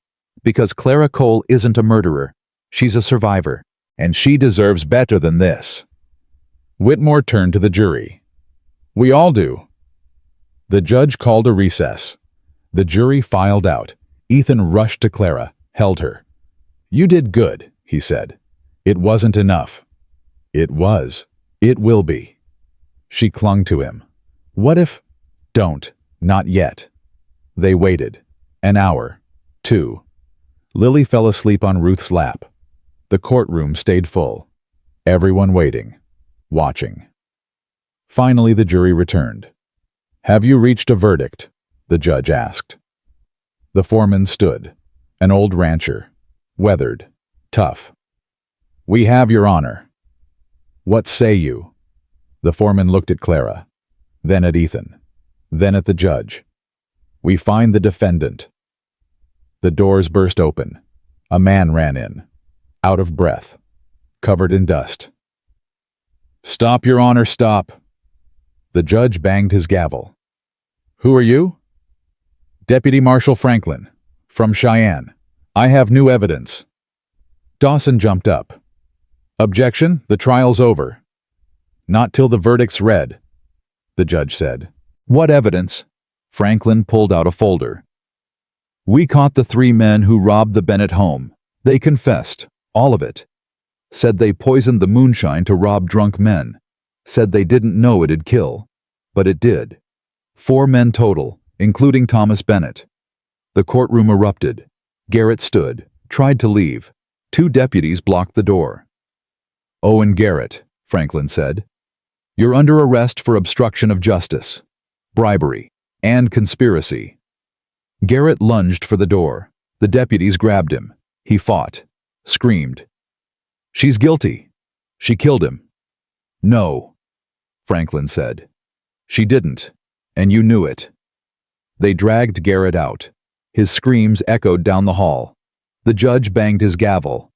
In light of new evidence, I'm dismissing all charges against Clara Cole. She's free to go. The courtroom exploded. Cheering, crying, relief. Ethan grabbed Clara, lifted her off her feet, spun her around. She laughed, sobbed, held him tight. Lily woke up, saw them celebrating. Did we win? Yes, sweetheart, Ethan said. We won. Lily squealed, hugged them both. People crowded around, congratulating, apologizing, offering help. Ruth pushed through, hugged Clara. Told you we'd make it right? Thank you, Clara whispered. Thank you for believing. Whitmore packed his satchel. Ethan stopped him. How much do we owe you? Nothing. Seeing justice done is payment enough. That ain't right. You saved her life. Whitmore smiled. Then pay me by living well. Both of you. He left. Ethan turned to Clara. She was crying again. Happy tears this time. It's over, she said. Yeah, it's finally over. They walked out of the courthouse together, hand in hand, Lily between them. The sun was shining. People lined the streets. Some cheered, some stared, some looked ashamed. Ethan didn't care. He had his family, his wife, his daughter. That was all that mattered. They rode back to Ruth's house, but when they arrived, there was a surprise waiting. Wagons, lumber, tools. Half the town was there, rebuilding the cabin. Ruth stepped forward. Figured you'd need a place to live. We're making it right. Ethan's throat closed. He couldn't speak, could barely breathe. Clara squeezed his hand. Thank you, she told Ruth. Thank you all. They spent the next 2 weeks building. Ethan and Clara worked alongside their neighbors, raising walls, laying floors, creating something new from the ashes of the old. Lily helped where she could, carrying nails, fetching water, singing her mother's lullaby. One afternoon, Ethan found Clara sitting alone, staring at the half-finished cabin. What are you thinking? He asked. That I don't deserve this. Yeah, you do. I've caused so much trouble. You've given so much more. She looked at him. Like what? Hope, love, a reason to keep going. Clara's eyes filled. I love you, Ethan Cole. I love you too. He pulled out something from his pocket, the wooden carving he'd made weeks ago. A small heart. Rough, simple, but beautiful. I made this for you, he said. Back when you were in jail. Wanted to give it to you when you got out, but everything happened so fast. Clara took it, traced the grain with her fingers. It's perfect. It's just wood. No, it's a promise. Yeah, it is. She kissed him. Soft, tender. A promise returned. The cabin was finished a week later, bigger than before, stronger. The whole town came for the celebration. Food, music, dancing. Ethan and Clara stood on their new porch, watching. Lily played with other children, laughing, free. This is home, Clara said. Yeah, it is. Thank you for fighting for me. Thank you for letting me. They kissed, long and slow. Then Lily ran up. Papa, Miss Ruth says we can have cake. Then let's get you some cake. They walked inside together. Their home, their family, their life. And for the first time in years, Ethan felt whole. But later that night, after everyone left, Ethan heard a noise. He grabbed his rifle, stepped outside. A figure stood by the barn, in the shadows. Ethan raised the gun. Show yourself. The figure stepped into the moonlight. It was Garrett, face bruised, hands shaking, gun at his side. You ruined me, Garrett said. You ruined yourself. I had everything, respect, power, a future. Built on lies. And now I got nothing. Then leave. Start over somewhere else. Garrett laughed, bitter, cold. Can't do that. Why not? Because everywhere I go I see your face, hear your voice, know what you took from me. I didn't take nothing you didn't lose on your own. Garrett raised his gun. I'm taking it back. Ethan didn't move, didn't flinch. You gonna shoot me in front of my wife? My daughter. If I have to. The door opened. Clara stepped out, saw Garrett, stepped in front of Ethan.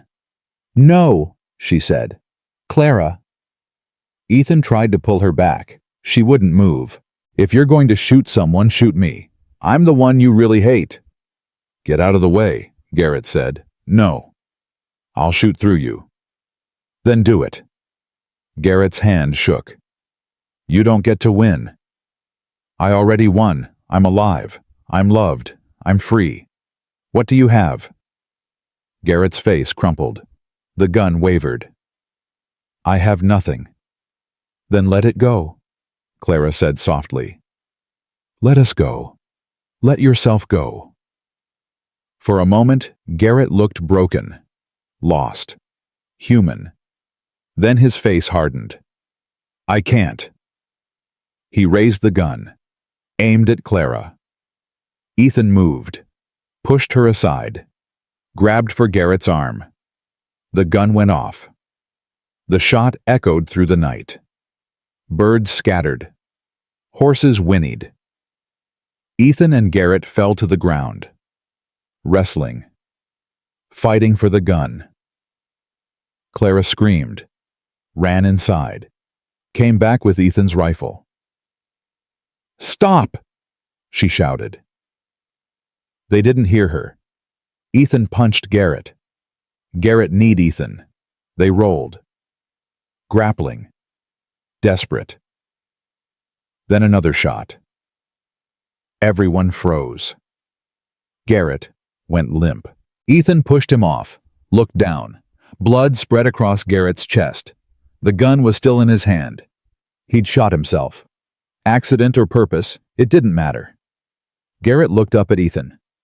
You win, he whispered. Then his eyes went empty. Ethan stood, shaking. Clara ran to him, checked for wounds, found none. You're okay, she said. You're okay. Yeah, I'm okay.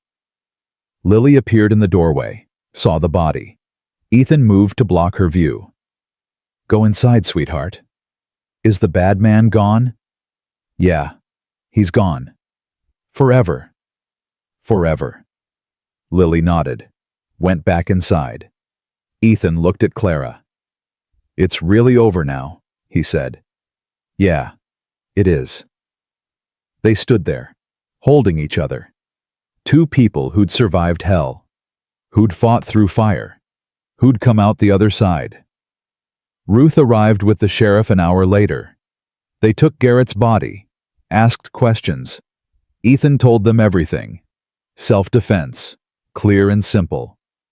The sheriff nodded. Can't say I'm sorry he's gone. Man was poison.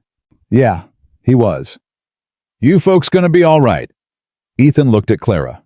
At their cabin. At the life they'd built. Yeah, he said. We're gonna be just fine. The sheriff left. Ruth stayed, helped clean up, made tea, sat with them until dawn. When the sun rose, it felt like a new beginning. The nightmare was over. The fight was won. The future was theirs. Ethan pulled Clara close, kissed her forehead. Ready to start living? He asked. She smiled. I've been living since the day you found me. Then let's keep going. Together. Always. They walked inside, closed the door, and began the life they'd fought so hard to have. 3 months passed like water through fingers. Spring came warm and green. The ranch bloomed with new life. Calves were born. Gardens grew. The cabin filled with laughter. Clara stood in the kitchen kneading bread. Flour dusted her hands. Her hair was pulled back in a simple braid. She hummed that lullaby, the one Rebecca used to sing.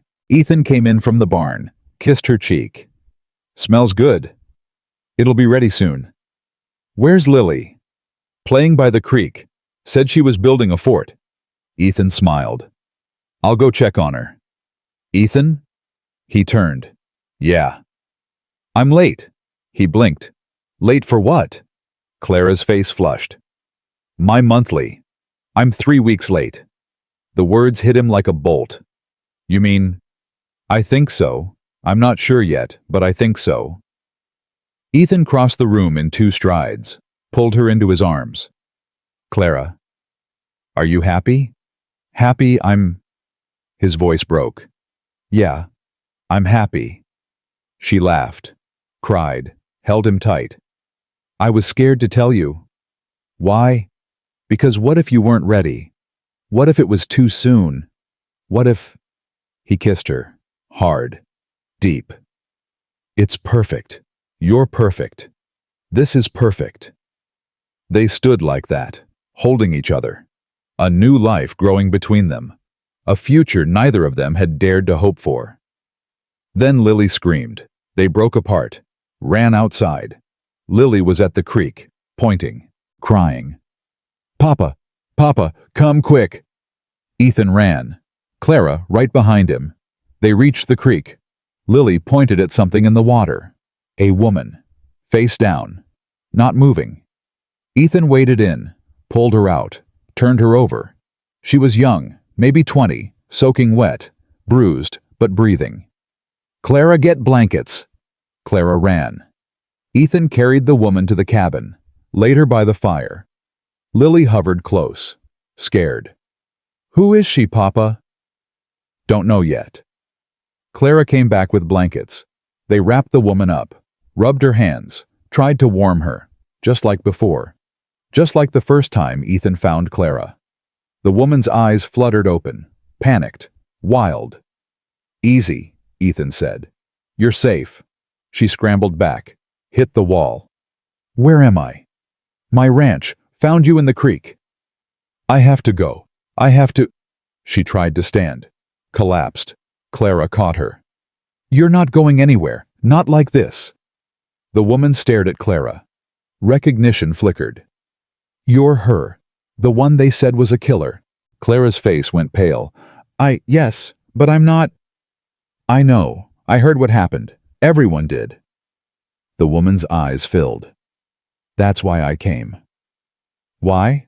Ethan asked. "Because if you could survive what they did to you, maybe I can too." Clara knelt beside her. "What's your name?" "Sarah. Sarah Dawes." Ethan's chest tightened. "Dawes, like the prosecutor." Sarah nodded. "He's my father."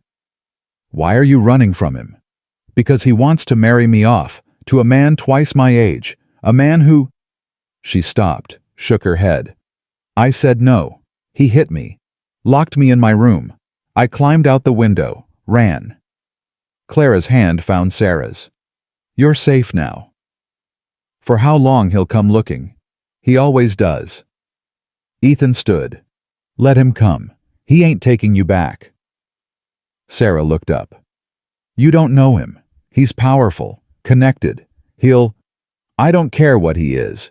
You're under my roof now, and nobody touches what's mine." Clara smiled. "Welcome to the family, Sarah." Sarah cried then, great heaving sobs, like she'd been holding them in for years. Clara held her, rocked her, whispered promises of safety. Lily brought her doll.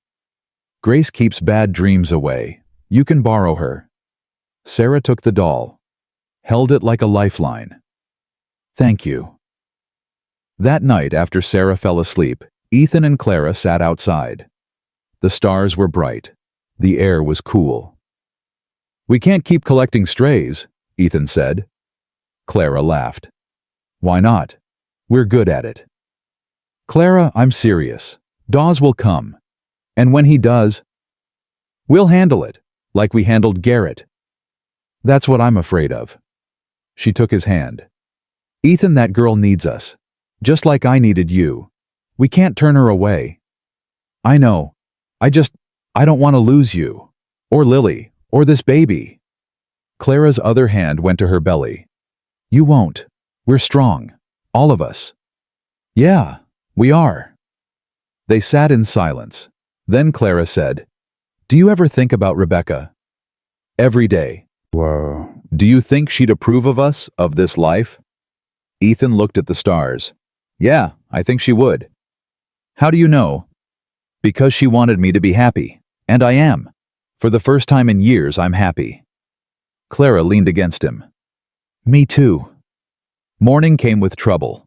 A carriage rolled up the drive. Expensive, polished, pulled by 4 horses. Dawes stepped out, tall, gray-haired, furious. Ethan met him on the porch. "Help you?" "I'm looking for my daughter." "Don't know where she is." "Don't lie to me, Cole. I know she's here." "Even if she was, what makes you think I'd hand her over? Dawes stepped closer. Because if you don't, I'll have you arrested for kidnapping. She came here on her own. She's my daughter. She's a minor, and you're harboring her. She's a grown woman running from a forced marriage. That's none of your concern. It is now. Dawes's face reddened. You have no right. I have every right. She's scared, hurt, and you're the reason. How dare you? How dare you? Selling your daughter like livestock. Dawes lunged. Ethan caught his arm, twisted, forced him back. Don't, Ethan said quietly. You'll regret it. Dawes jerked free. You'll regret this. All of it. Probably, but I'll sleep better. Dawes climbed back into his carriage. This isn't over, Cole. Never is. The carriage rolled away. Ethan watched until it disappeared. Then he went inside. Sarah was standing by the window, pale, shaking. He'll come back, she said. Let him. You don't understand. I understand plenty. And I'm telling you, you're staying till you're ready to leave, not before. Sarah's eyes filled. Why are you doing this? Because someone did it for my wife, and I'm paying it forward. Clara appeared from the bedroom, took Sarah's hand. Come on, let's make breakfast. Everything's better with food. They cooked together. Eggs, bacon, fresh bread. Lily set the table, chattering about her fort, about the fish in the creek, about everything and nothing. Sarah watched them, this family, this life. And for the first time, she smiled. 2 days later, a letter arrived, hand-delivered by a writer. Ethan opened it, read it, his jaw clenched. What is it? Clara asked. Dawes. He's taking us to court. Says we're harboring a fugitive. Says he wants Sarah back by the end of the week or he'll have us arrested. Sarah's face crumpled. I have to go. No, Ethan said. I won't let you lose everything because of me. You sound like someone I know. He looked at Clara. She smiled, sad but knowing. We'll fight him, Clara said. Just like we fought before. You barely survived that fight. But we did survive, and we'll survive this too. Sarah shook her head. You don't know what he's capable of. Neither does he. About us. That night, Ethan found a letter on his pillow, in Clara's handwriting. He opened it, read, My dearest Ethan, if you're reading this, something's happened. I want you to know that loving you was the bravest thing I ever did. Thank you for giving me a life worth living. Take care of Lily. Take care of our baby. And don't stop fighting. Love, Clara. Ethan's blood ran cold. He ran outside. Clara's horse was gone. So was she. No. No, no, no. Lily came out. Papa, what's wrong? Where's Clara? She said she was going to town, said she'd be back by morning. Ethan saddled his horse. Stay with Ruth. I'm going after her. Papa. Now, Lily. He rode hard, reached town in 20 minutes. The streets were dark, empty. He went to Dawes's house, pounded on the door. A servant answered. Sir, it's late. Ethan pushed past him. Where is she? Where's who? My wife. Dawes appeared at the top of the stairs. Cole, what a surprise. Where is she? Who? Don't play games. Where's Clara? Dawes smiled. Cold. Cruel. I have no idea what you're talking about. If you hurt her, you'll what? You're in my house, threatening me. I could have you arrested. Ethan climbed the stairs, 2 at a time, grabbed Dawes by the collar. Tell me where she is, or I swear to God. The old church, outside town. Ethan released him, ran, mounted his horse, rode faster than he'd ever ridden. The church sat on a hill, dark, abandoned. He burst through the doors. Clara. Silence. He searched every room, every corner, found nothing. Then he heard it. A voice, soft, scared. "Ethan." "Clara." "I'm here. In the cellar." He found the door, locked. He kicked it. Once, twice. It splintered. He ran down the stairs. Clara sat in the corner, hands tied, bruised, but alive. Oh, thank God. He untied her, pulled her into his arms. "Are you hurt?" "I'm okay. I'm okay." "What happened?" "Dawes' men. They grabbed me on the road, brought me here. Said they'd let me go if I convinced Sarah to come back. And you said, I told them to go to hell." Ethan laughed, broken, relieved. "That's my girl." They heard footsteps.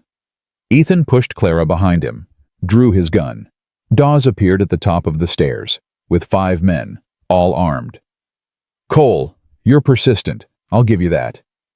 "Let us go." "Can't do that. You've interfered too much, ruined too many plans." "What plans?"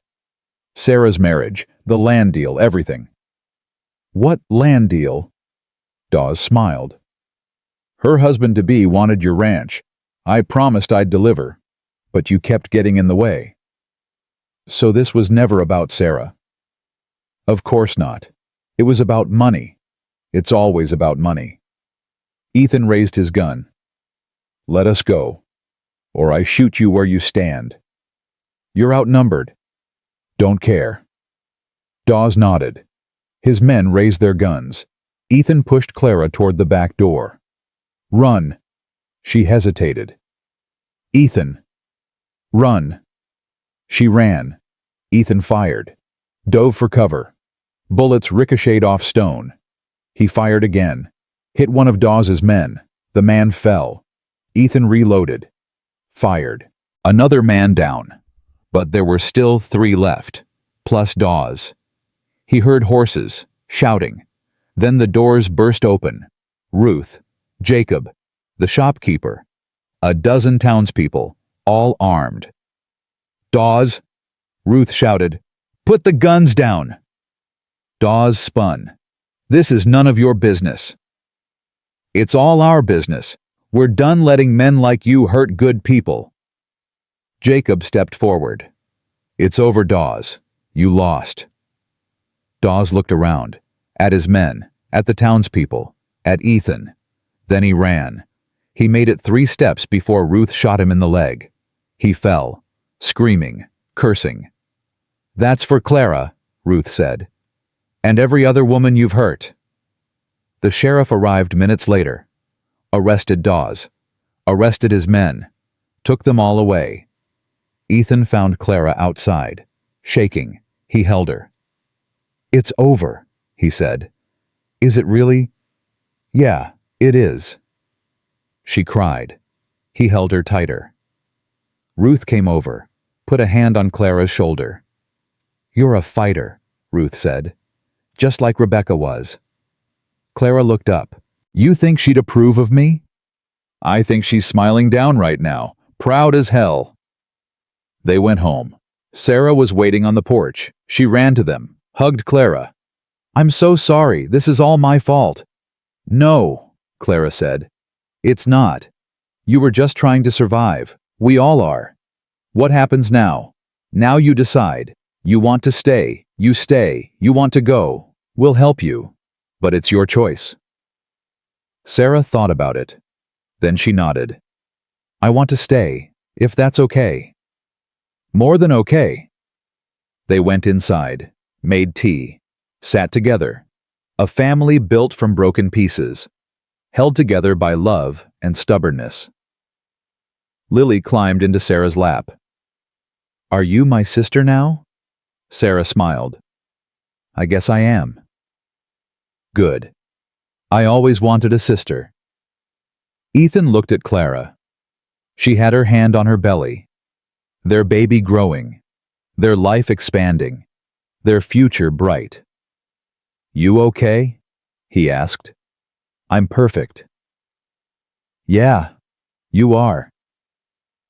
Months passed. Sarah stayed, helped with the ranch, became part of the family. Clara's belly grew, round and full, The baby kicked strong, healthy.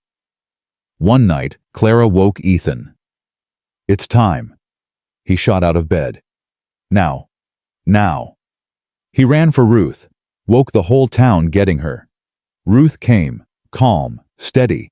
She'd done this before, knew what to do. Ethan paced outside. Lily and Sarah sat with him, waiting, praying. Hours passed. Then a cry. Small, strong, perfect. Ruth opened the door, smiled. "Come meet your son." Ethan's legs nearly gave out. He walked inside. Clara lay in bed, exhausted, beautiful, holding a tiny bundle. "Ethan," she whispered, "meet Thomas." "Thomas. After my first husband. He wasn't perfect, but he gave me the strength to survive. I want to honor that." Ethan took his son, held him. This tiny life, this miracle. "Hello, Thomas. I'm your papa." The baby's eyes opened. Dark, curious. He looked at Ethan like he knew him, like he'd been waiting. Lily pushed into the room. "Can I see—" Ethan knelt. "Let her look. This is your brother. He's so small. You were two once. Can I hold him?" Gentle. Lily took Thomas carefully, cradled him, sang softly, that lullaby, the one Rebecca taught her, the one Clara had learned. Sarah watched from the doorway, tears streaming. "This is beautiful." "Yeah," Ethan said. "It is." They sat together, all of them. A family forged through fire, stronger for the breaking. Clara looked at Ethan. "Are you happy?" "More than I ever thought possible." "Me too." "Thank you." "For what?" "For not giving up, for fighting, for loving me." Clara smiled. "You made it easy." Thomas started crying, hungry. Clara took him back, fed him. Ethan watched, his heart so full it hurt. Lily yawned. "Papa, I'm tired." "Go to bed, sweetheart." "Will you tuck me in?" "Always." He carried her to her cot, tucked her in, kissed her forehead. "Papa." "Yeah." "I think Mama would like Miss Clara." Ethan's throat tightened.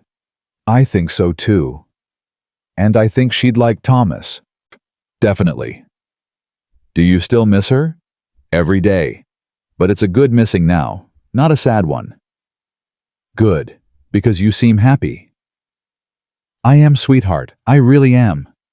Lily closed her eyes. "I love you, Papa." "I love you too." He went back to Clara. She was asleep. Thomas in her arms, both of them peaceful, safe. Ethan sat in his chair, picked up his knife, started carving. A horse for Lily, a cross for Thomas, a heart for Clara. Outside the wind whispered, the stars shone, and somewhere Ethan felt Rebecca smiling. "Thank you," he whispered, "for the letter, for the wisdom, for setting me free." The wind picked up, warm, gentle, like a hand on his shoulder, like forgiveness, like love. Years passed. Thomas grew, strong, smart, kind. Lily became a woman, married a good man, gave Ethan grandchildren. Sarah stayed, never married, never wanted to. She was happy helping, being part of something bigger than herself. Clara's hair turned gray. Ethan's beard went white. But their love never aged, never faded, just deepened. One evening they sat on the porch, watching the sunset, holding hands. "Do you ever regret it?" Clara asked.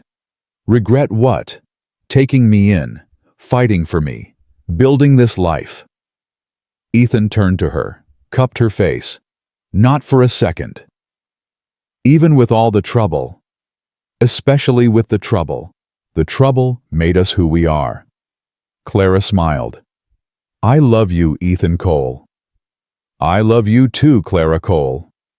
They kissed, soft, familiar, perfect. Thomas came out, Now a young man, tall like his father, kind like his mother. Dinner's ready? They went inside. The table was full. Family, friends, laughter, love. Ethan looked around. At everything he'd built, everything he'd fought for, everything he'd nearly lost. And he realized something. Life wasn't about avoiding pain. It wasn't about playing it safe. It wasn't about protecting yourself from loss. It was about opening your heart, even when it scared you, even when it hurt, even when you didn't think you could survive. Because the only thing worse than losing love was never having it at all. He raised his glass.